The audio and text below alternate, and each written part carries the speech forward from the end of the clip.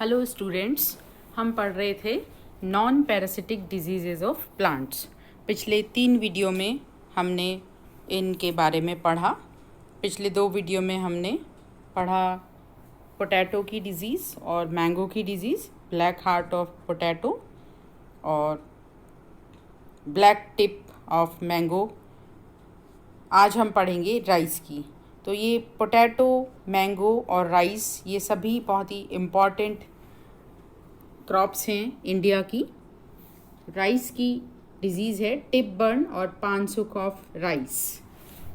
ये एक non parasitic disease है। टिप बर्न, दखिना, चतरा, उकरा, कडामारा और पानसुख are names given to a leaf drying disease of rice known in India since as early as 1914. It have been described in detail by Dastoor and Mishra and Chakrabarti. Although known for such a long time, the definite cause of the disease has so far not been established beyond doubts. तो definite cause इसका नहीं पता है। कई कारण बताते हैं अलग अलग साइंटिस्ट, लेकिन ये श्योर है कि ये पैथोजेनिक डिजीज़ नहीं है, कोई पैथोजन इन्वॉल्व नहीं है, एनवायरमेंटल डिजीज़ है। Symptoms. The first symptom of the disease is the drying of leaves. They show lack of luster and a tendency to bronzing and later become scorched at the tip. तो tip से झुलसी हुई हो जाती हैं, brown हो जाती हैं, इसीलिए इसका डिजीज़ का नाम है टिप बर्न ऑफ पैडी और राइस, क्योंकि शुरुआत जो है इसका अर्ली सिम्टम्स जो हैं वो टिप से शुरू होते हैं। The drawing progress down along the margins and finally the whole leaf completely dries. Tip से शुरू होकर मार्जिन से होता हुआ पूरी पत्ती सूख जाती है। In advanced stages the entire plant dry and wilt. तो बाद में तो पूरा ही प्लांट ड्राई हो जाता है। The progress of the disease in the field is quick and patches of yellowed and dried plants may be seen scattered throughout the field. तो पूरे खेत में भी ये तेज़ी से फैलती है डिजीज़, और खेत में अलग अलग पैचेस पीले और सूखे प्लांट्स के दिखाई देते हैं। Khaira of rice, common in Terai region of UP, attributed to zinc deficiency, produces more or less similar effects on plants and is likely to be confused with this disease of paddy. एक और disease है इसी की तरह से, tip burn of paddy से मिलती जुलती है, काफ़ी कन्फ्यूज़न हो जाता है। खैरा ऑफ राइस है, वो जिंक डेफिशिएंसी से होती है। तो ये 2 अलग अलग डिजीज़ेस हैं राइस की, सिमिलर से सिम्टम्स हैं, लेकिन कॉजल एजेंट डिफरेंट हैं। ये बाद में अभी हम पढ़ेंगे खैरा ऑफ राइस के बारे में भी।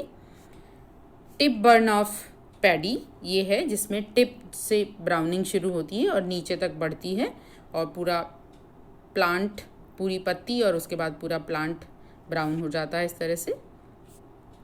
Causal agent, there is no unanimity about the causal agent of the disease.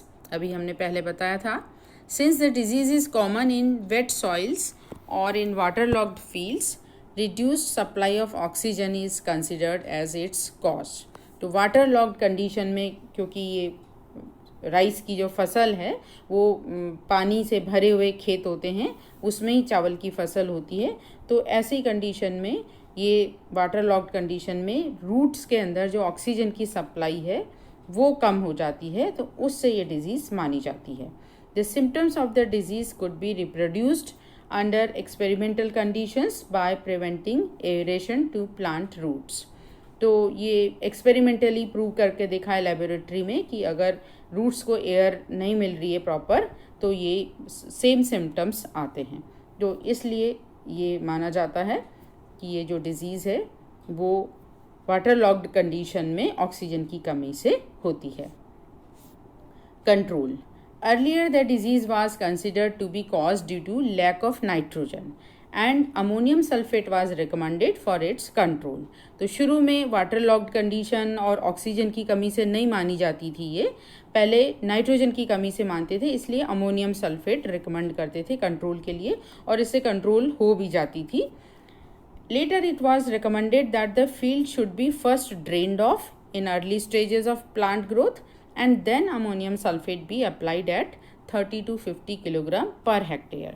बाद में ये रिकमेंड करा कि शुरू में जो वाटर लॉक्ड कंडीशन है वो हटानी चाहिए अर्ली स्टेजेस ऑफ जो ग्रोथ है प्लांट की उस समय, और फिर अमोनियम सल्फेट का छिड़काव या वो डालना चाहिए dose.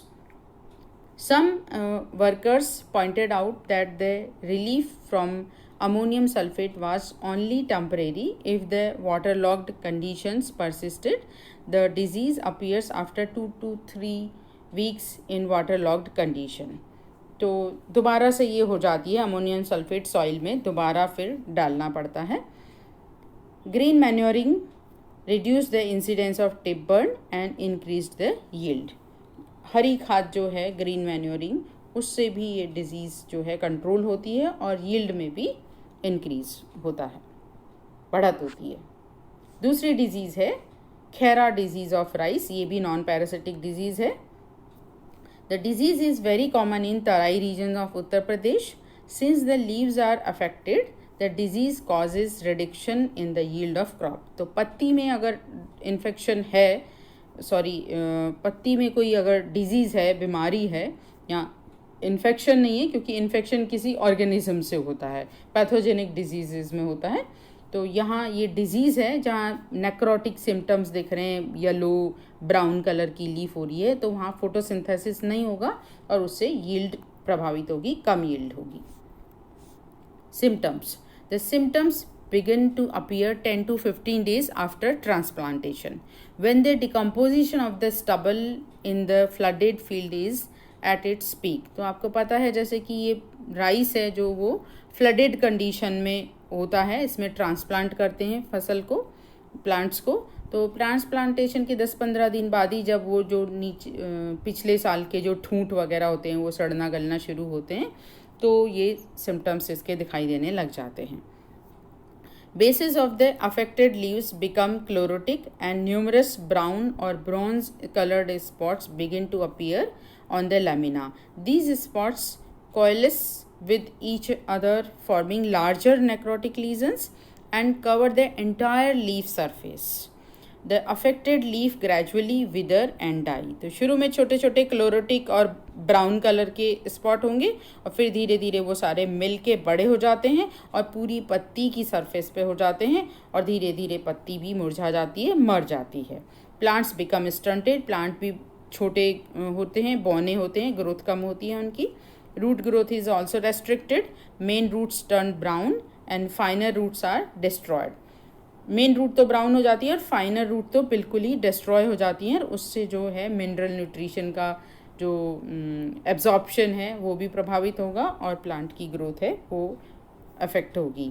In severe attacks plant fail to flower, there are few grains in the ears. तो बहुत ज़्यादा अटैक हो गया, यानी बहुत ज़्यादा अगर कमी हो गई जिंक की, तो ये फ्लावर भी नहीं हो गया, फ्लावरिंग भी नहीं होगी और ग्रेन्स भी नहीं बनेंगे ईयर्स में। तो इस तरह से बहुत ही कम यील्ड होगी। Causal agent and disease management, the disease appears to be caused by zinc deficiency in the normal soil of the cultivated fields. The disease can be controlled by 2 sprays of a mixture of 2 kg zinc sulfate and 1 kg slaked lime in 400 liter of water per acre. तो zinc sulphate और slaked lime का mixture जो है पानी में मिला के उसका स्प्रे करने से ये डिजीज़ है वो कंट्रोल हो सकती है। The first spray is done as soon as early symptoms are visible, यानी 10-15 दिन में ट्रांसप्लांटेशन के 10-15 दिन बाद ही अर्ली सिम्टम्स दिखाई देने लगते हैं, तभी पहला स्प्रे कर दिया जाए। And the second one after 7 to 10 days, पहले स्प्रे के 7 से 10 दिन बाद ही दूसरा स्प्रे करें तो इस डिजीज़ को रोक सकते हैं। थैंक्स।